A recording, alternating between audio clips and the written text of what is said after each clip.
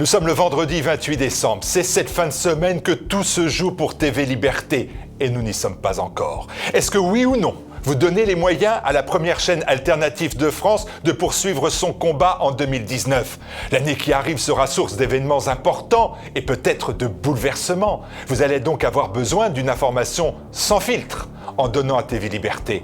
Vous donnez pour vos idées, pour ne pas être ridiculisé, blessé, moqué, humilié quotidiennement. Nous sommes, vous le sentez bien, à un tournant. Alors, aidez-nous, maintenant, tout de suite.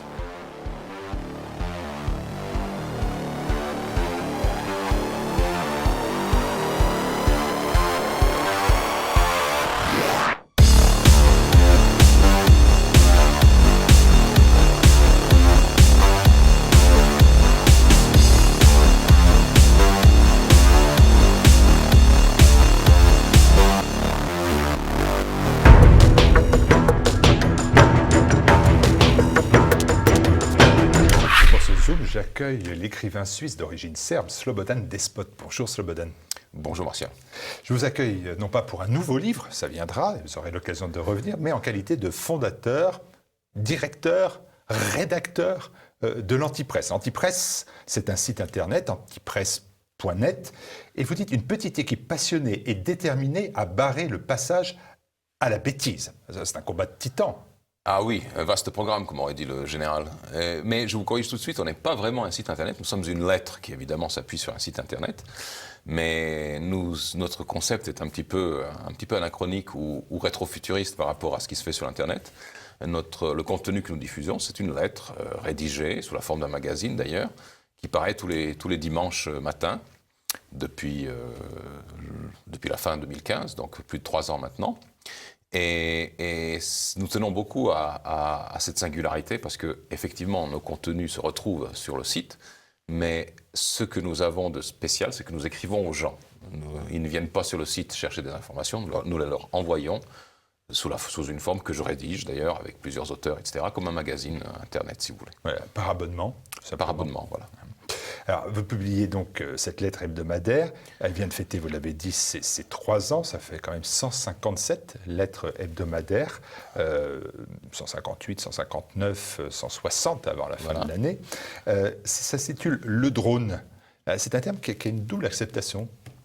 Alors, le drone, la machine, mais c'est pas que cela. Ah bah oui, évidemment. Le drone, c'est quelque chose qui évoque des images peut-être pas très sympathiques, notamment dans la technologie militaire. Mais un drone, ça sert à quoi ? Ça sert à observer, ça sert à analyser et éventuellement à intervenir. Et comme c'était un petit peu le propos de notre initiative, de notre lettre, on s'est dit, voilà une belle métaphore. On regarde les choses d'en haut, comme un drone, parce que nous sommes un petit peu détachés de tout. Nous commentons les événements du monde depuis la Suisse où il ne se passe rien, comme vous le savez. Donc c'est le meilleur endroit pour commenter les choses, pour y réfléchir.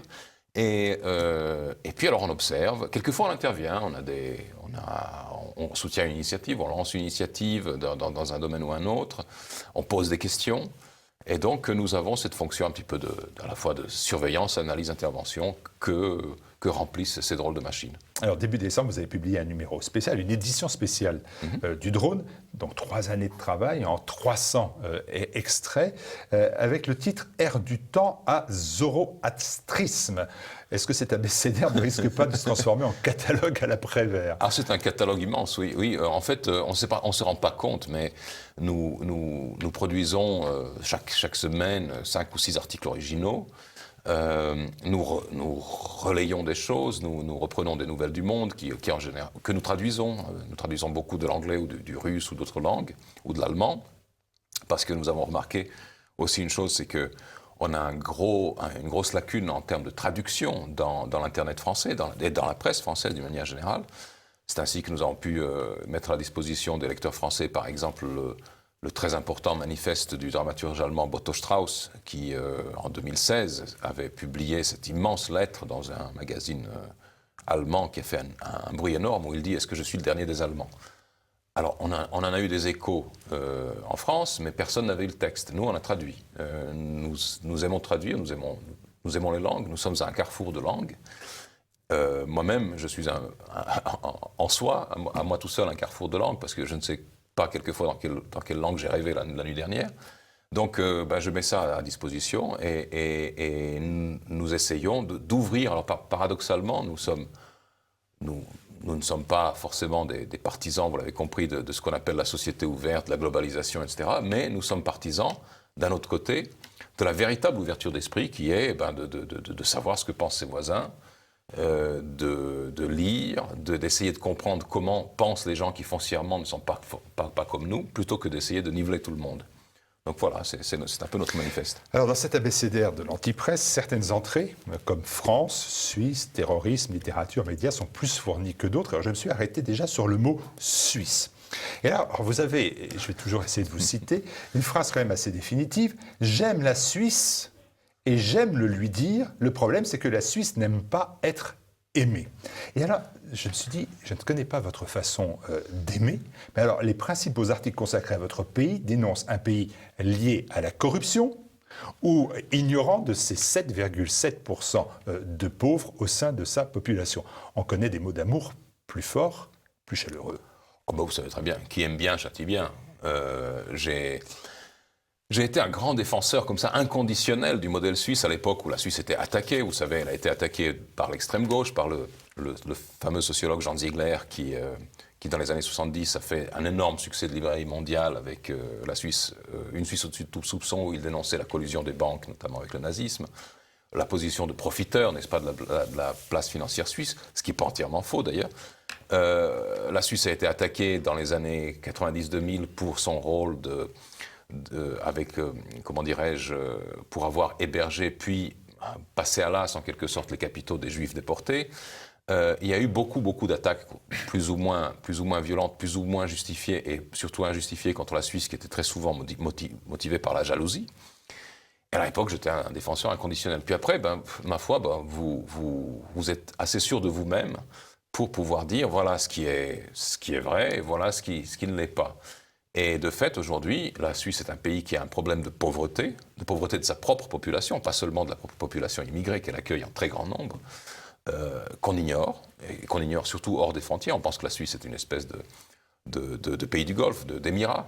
C'est entièrement faux. Beaucoup de gens ont beaucoup de peine à nouer les fins de mois, comme en France et comme partout en Europe. On prend la Suisse pour un pays qui est très propre sur lui, très candide dans le fonctionnement des institutions et autres. Et en fait, il est pratiquement mis en coupe réglée par des lobbies qui sont très fortement représentés dans les chambres du Parlement. Il est cartellisé, notamment dans des domaines comme l'industrie pharmaceutique, des domaines comme l'assurance.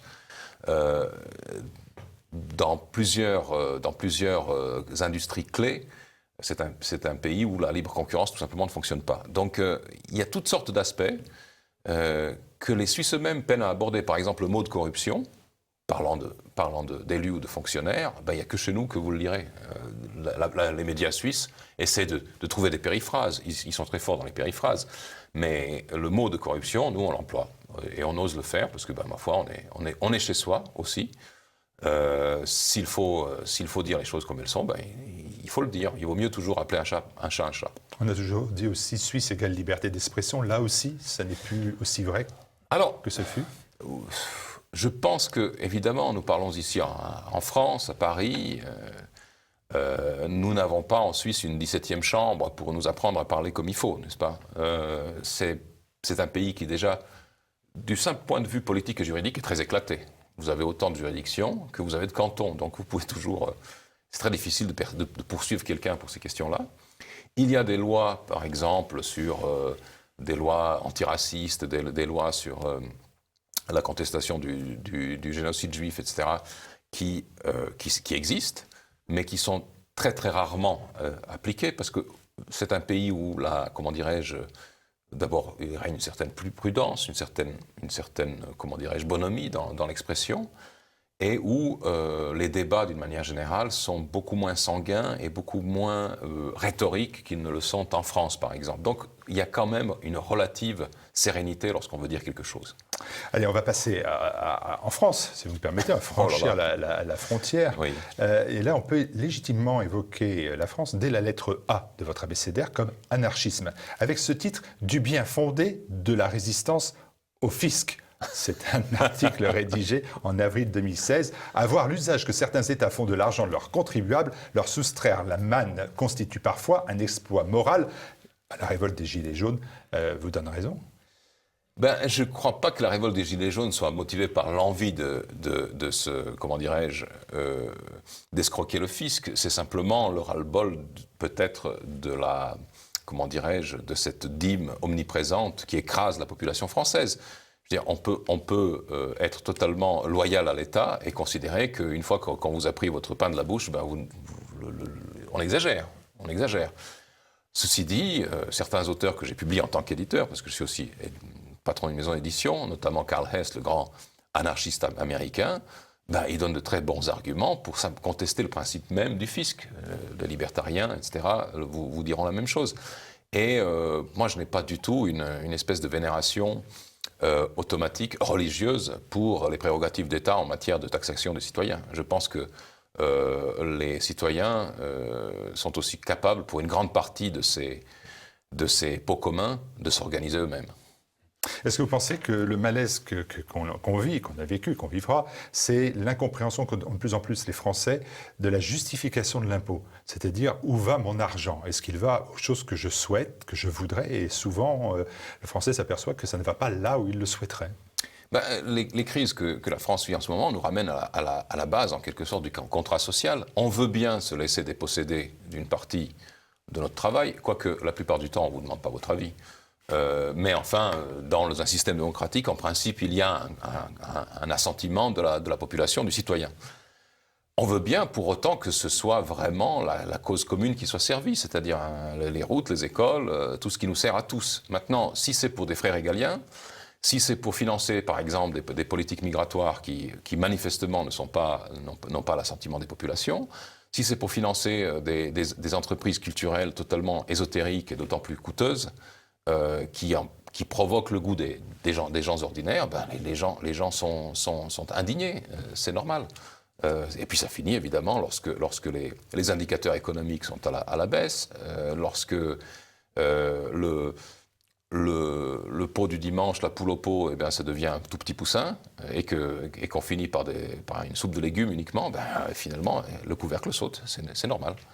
Vous portez un regard sévère sur la Macronie. Alors, dès avril dernier, avec une forme de prescience finalement, vous cibliez Castaner, le ministre de l'Intérieur, coupable d'avoir pouffé de rire aux obsèques d'Arnaud Beltrame, ce qui est parfaitement exact, et vous dites « Les individus capables de se marrer à un tel moment sont des spectres cartilagineux. Leur règne s'éparpillera aux quatre vents comme les oripeaux d'un épouvantail. » Et c'est finalement ce qui s'est passé, parce que face à son incompétence, il est apparu comme éparpillé aux quatre vents. Façon puzzle. Façon puzzle. Bon, on ne sait pas, mais d'abord, à l'époque, ce personnage n'était pas encore ministre de l'Intérieur. Et puis ensuite, c'est quelque chose que j'ai écrit de manière très spontanée, mais il m'est apparu totalement impensable lorsqu'on est dans un moment de recueillement national aussi profond, devant un geste aussi sacré que celui qu'avait fait cet homme, ce colonel Beltrame, qui a consisté à échanger sa vie contre celle d'une personne innocente. Et indépendamment de tout le contexte terroriste ou autre, c'est vraiment un geste humain, le geste humain ultime de sacrifice. Avoir un réflexe de rire dans ces circonstances-là, ça tient, à mon avis, presque de la démonologie. Est-ce que je dis ça parce que j'ai toujours le sentiment que quand vous parlez d'une personnalité, sa gestuelle, ses regards, son comportement, ça joue énormément dans l'appréciation que vous portez sur lui. Mais écoutez, ça c'est l'écrivain. C'est la vérité, c'est l'écrivain. D'abord, effectivement, je suis d'abord écrivain. Je ne suis pas sociologue, je ne suis pas philosophe, je ne suis pas politologue. Dans notre lettre, il y a le philosophe Éric Werner qui est philosophe politique, qui analyse ces choses-là d'un point de vue beaucoup plus rationnel et beaucoup plus argumenté. Pour moi, la vérité des gens transparaît dans ce qu'ils sont, dans ce qu'ils manifestent le plus spontanément de leur être. Et il se trouve qu'elle détermine aussi ce qu'ils vont faire. Et en cela, je ne suis pas totalement arbitraire, parce que celui qui a été longtemps mon maître à penser, le philosophe, sociologue et dissident soviétique Alexandre Zinoviev, disait « Ne regardez pas ce que les gens disent, regardez avec qui il mange, regardez et comment il mange, regardez comment il parle, regardez ce qui les intéresse vraiment et ce qu'ils regardent avec mépris. Regardez comment ils sont. Quelle que soit la structure dans laquelle vous êtes, elle est composée, même en URSS, même dans des régimes totalitaires, surtout dans les régimes totalitaires, elle est composée de gens, d'humains, avec leurs vertus et avec leurs faiblesses. Or, il y a des systèmes qui amènent les gens au poste où ils sont, surtout en raison de leur tare, plutôt que de mettre des gens, de faire monter les gens en raison de leur vertu. Et là, évidemment, vous avez une véritable comédie humaine qui s'étale devant vos yeux, comme on le voit aujourd'hui. Et ça vous amène à évoquer Emmanuel Macron.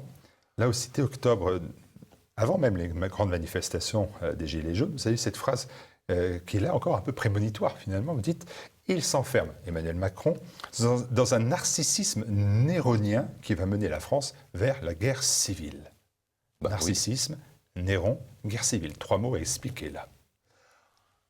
Écoutez, moi j'avais été toujours frappé par le sentiment de vide que m'inspirait ce personnage dans son ascension, et puis par l'espèce de morgue dont il faisait preuve. Ça ne fait pas Néron, ça.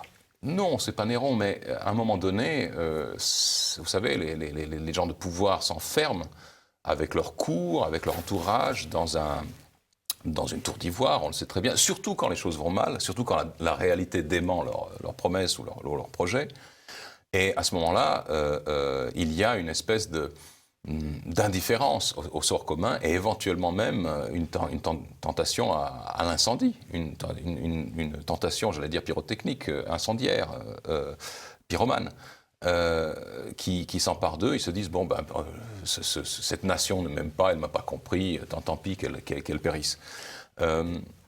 J'avais vu dans la figure d'Emmanuel Macron quelque chose qui me semblait très menaçant, qui me semblait en même temps représentatif de ces élites qui gouvernent la France depuis plusieurs générations et qui confondent la brillance avec la profondeur, très souvent, et qui confondent surtout la ruse avec l'intelligence. C'était, à mes yeux, un personnage rusé, un personnage habile, mais pas très intelligent. Guerre civile ?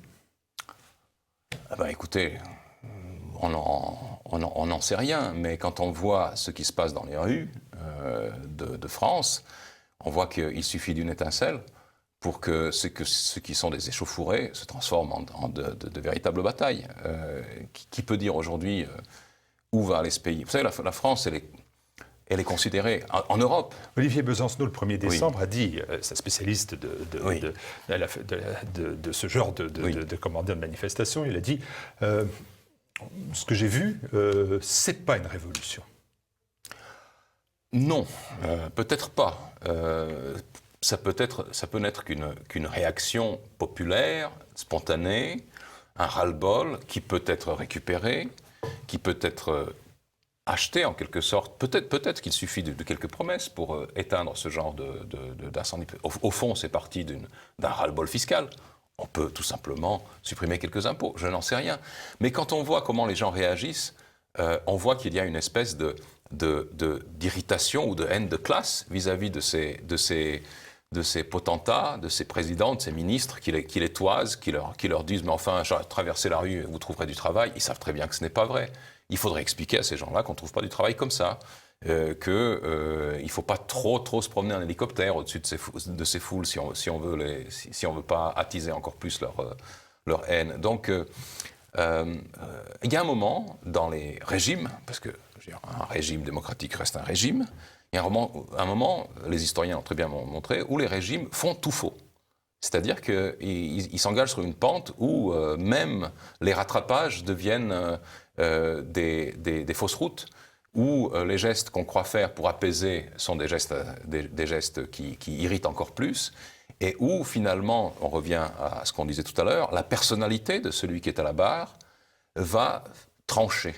Et si cette personnalité est froide, si manifestement elle n'a aucune affinité, aucune sympathie, aucune empathie avec ce qu'éprouve le peuple, eh bien, elle va passer à l'as. Quand je vous écoute, j'ai l'impression que les Macron sont les Ceausescu, quoi. On en est loin quand même. Écoutez, j'en sais rien. D'abord, c'est pas la Roumanie, c'est un pays, heureusement, c'est un pays de liberté. Il faut quand même pas peindre le diable sur la muraille. La France est encore un pays de liberté. On peut circuler, on peut vivre, on peut créer son entreprise, on peut sortir, comme je vous l'ai dit, du pays. On peut encore gueuler d'ailleurs. On peut gueuler. Il suffit de choisir ses mots aussi. Ce que je regrette d'ailleurs, c'est en quelque sorte, c'est surtout la perte du style, parce qu'avec du style, vous pouvez dire beaucoup plus que ces grognements qu'on pousse et qui finissent par vous amener à la 17e chambre. Mais on a oublié ce qu'était le style. Parmi tous les sujets évoqués dans le drone, mais heureusement il faudrait comme des heures, on ne les a pas, Vous reviendrez. Hein. J'espère bien. Figurent en bonne place les médias et le rôle que vous appelez des altermédias. Vous dites, les altermédias, ils ont un rôle capital. Ce terme-là, altermédia, il est assez peu utilisé en France, et il a une consonance un tout petit peu gauchiste. Écoutez, oui, peut-être, je l'utilise moi de manière... Altermondialisme, par exemple. Oui, je l'utilise moi de manière tout à fait neutre. Notre lettre, d'ailleurs, anti-presse, est partie...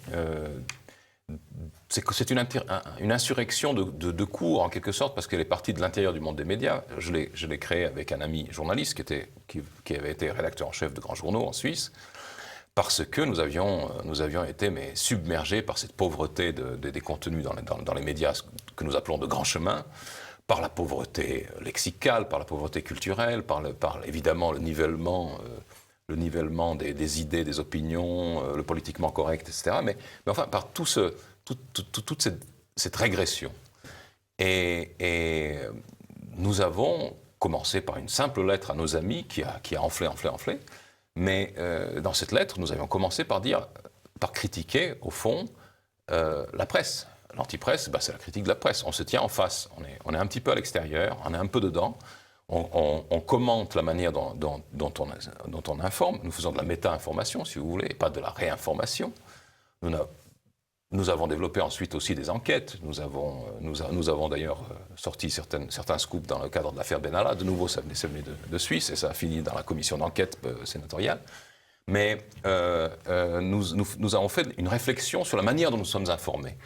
Et donc, les altermédias, de la même manière, c'est à chaque fois une réaction. Ça peut être une réaction de gauche, mais ça peut aussi être une réaction de gens qui n'ont pas de point de vue, d'idées politiques à défendre face à la pauvreté ou à l'orientation au côté unanimiste des médias. Donc il y a de tout, mais il y a manifestement des nouveaux médias qui prennent des parts de marché à ce qui étaient des médias institués autrefois et qui aujourd'hui doivent compter essentiellement sur des subsides pour survivre. Vous êtes contre ces médias de grand chemin, l'antipresse. On n'est pas contre, on est à l'extérieur.